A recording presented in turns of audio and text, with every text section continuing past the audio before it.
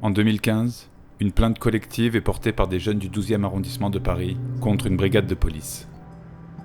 Ils dénoncent une quarantaine de faits, des contrôles abusifs, des palpations systématiques, des arrestations arbitraires, des insultes, des violences physiques.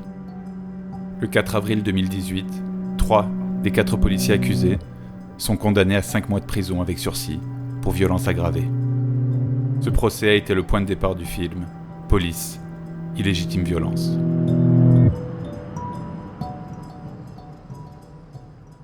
Depuis le tournage du documentaire, malheureusement, pas grand-chose n'a changé dans le bon sens. Je dirais même que c'est pire qu'avant. La relation police-population, elle en souffre. Depuis, on a connu les épisodes des Gilets jaunes où on a vu vraiment la tension extrême entre la police et les manifestants. Il y a eu le confinement où il y a eu les contrôles d'attestation qui ont suscité pas mal de conflits et pas mal de complications. Et maintenant, là, c'est les amendes forfaitaires stup pour faire la chasse aux consommateurs, avec des consignes quotidiennes pour chaque brigade pour faire au moins une amende par brigade par jour.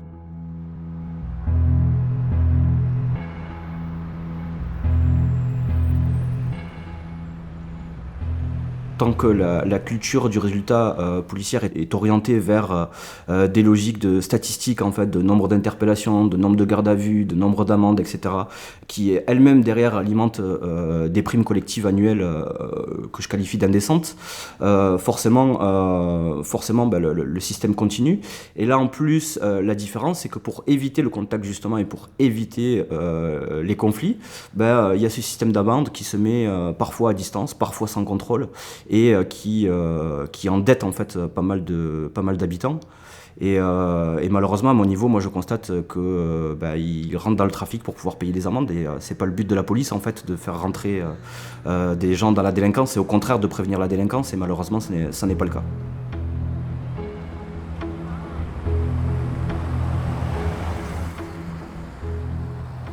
Pour les amendes, ça c'est vrai qu'il y en a.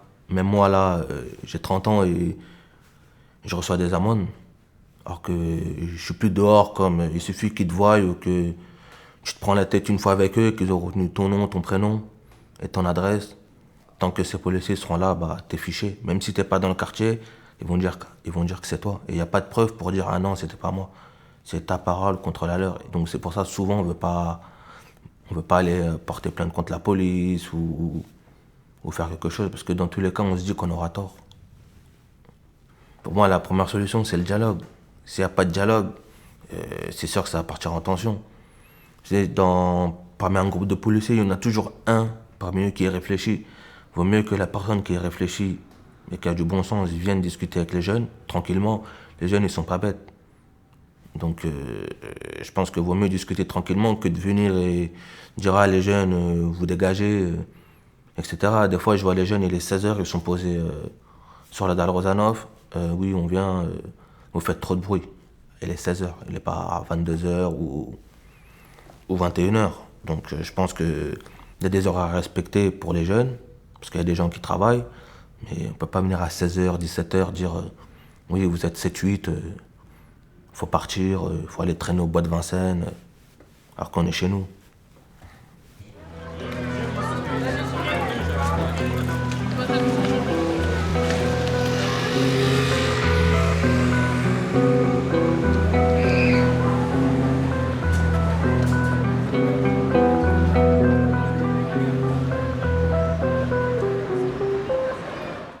Nous, ça n'a pas changé. Hein.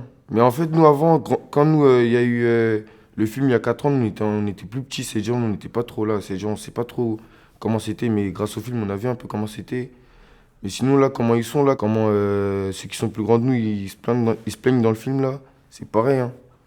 Ils viennent, ils frappent pour rien, on va dire, on est posé, en gros. Même si, en gros, on leur a rien fait, ils viennent, ils vont mettre un coup d'extinct, comme ça. Après, là, ça dégénère, il y aura un truc. Ils vont chercher un truc pour nous embarquer, rébellion, un truc comme ça. Hein.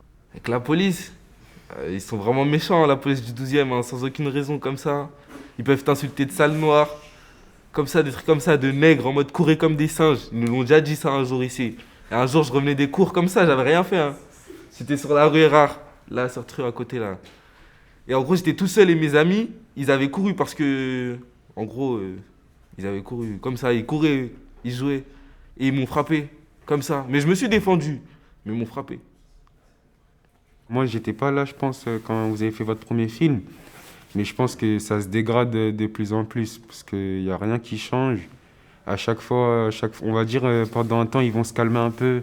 Ils vont revenir à la charge comme ça, tout le temps, à force. Et bah, nous, en gros, nous, tellement c'est habituel, on s'en fout en vrai un peu. Enfin, pas on s'en fout, parce que ça change quelque chose à notre vie, mais on laisse couler, on va dire. Il y a plein de moments où, quand tu vas être posé dehors, et bah, ils vont venir, mais là, vraiment à beaucoup, on va dire, 4 voitures.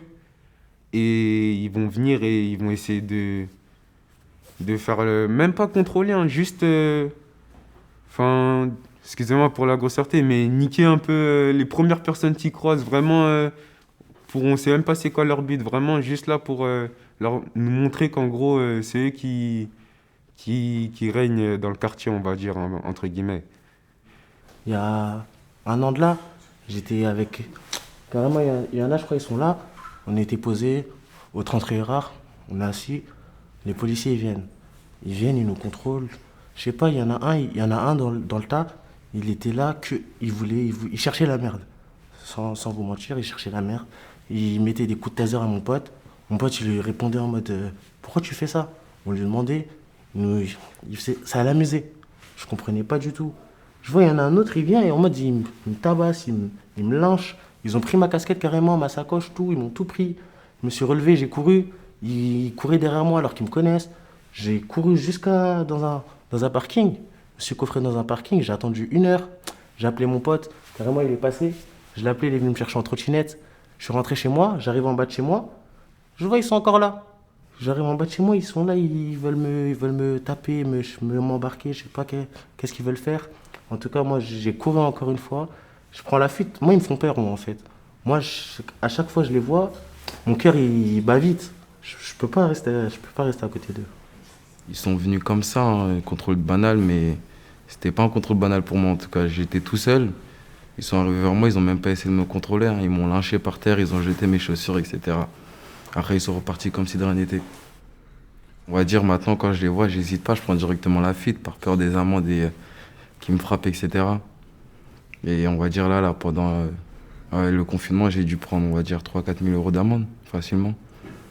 Gratuitement, en plus. Les amendes, la plupart du temps, c'est pour des choses comme des détritus. Pendant le confinement, c'était le regroupement. Et la plupart du temps, là, comme il n'y a plus de confinement, ils nous mettent des amendes pour tout et n'importe quoi. Vraiment tout et n'importe quoi. Détritus, crachats, n'importe. Tout ce qu'ils peuvent mettre, ils vont te le mettre, en gros. Et ben voilà. Après, à force, les amendes, après, le prix il augmente, etc. Et voilà. Maintenant, ça fait des sommes astronomiques d'amendes qu'on leur donne à l'État. Si t'es là toute la journée, par exemple, si tu passes, si t'attrapes 3 fois, t'auras 3 amendes dans la journée. Et après, tu les reçois. Et après, nous, les amendes, on les laisse un peu dormir. On essaie pas de... Comme nous, on est jeunes, on se dit on va pas payer tout ça. Mais au final, on nous dit qu'on va les payer. Mais nous là, pour l'instant, on est en mode normal. Mais là, à la fin, enfin, dans quelques années, là, on va payer les pots cassés, là. Moi, j'étais victime. Ils ont pris au moins 1 500 € dans mon compte bancaire livret A que ma mère a fait quand j'étais petit. Et j'ai aussi été victime de plusieurs d'agressions. Ils m'ont tapé pendant des contrôles. On n'a pas fait du mal aux gens, je sais pas. On est posé devant des parkings. Ils peuvent venir nous courser dans le parking, puis nous gazer. Et après, nous relâcher comme ça. Nous, on n'en peut plus. Nous, on veut pas ça. Nous, on veut juste se poser, rester entre amis. C'est tout. On pense pas à porter plainte parce que on sait qu'au final, ils vont toujours gagner. Nous, ça aura servi à rien, perdre de temps, tout ça. C'est-à-dire, on laisse passer. Ça mène à rien, en vrai. Dans l'histoire, ils vont toujours gagner. C'est eux la loi. On ne peut pas porter plainte contre la loi. Qu'on ait tort ou qu'on ait raison, on a tort. Wesh!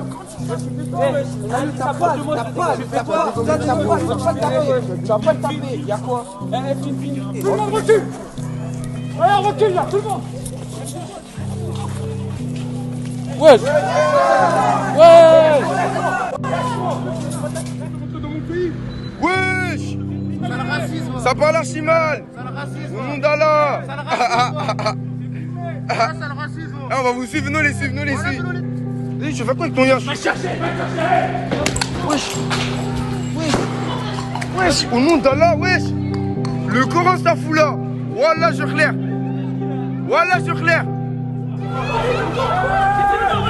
Voilà, faut filmer. Au nom d'Allah, faut filmer. Regardez, il n'y a pas de motif. Hein. Au nom de madame, je vous jure, il n'y a aucun motif. Faut filmer. Voilà, tu vas parler gentiment. Voilà, tu vas parler gentiment.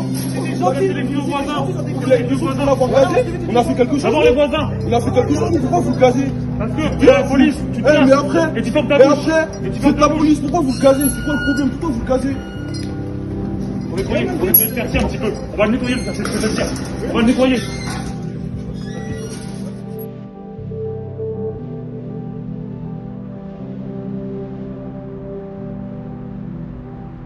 En octobre 2020, l'État est condamné pour faute lourde dans l'affaire du 12e.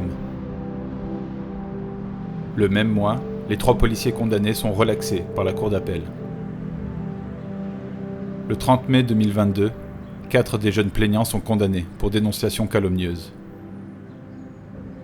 Ils doivent maintenant indemniser les fonctionnaires visés.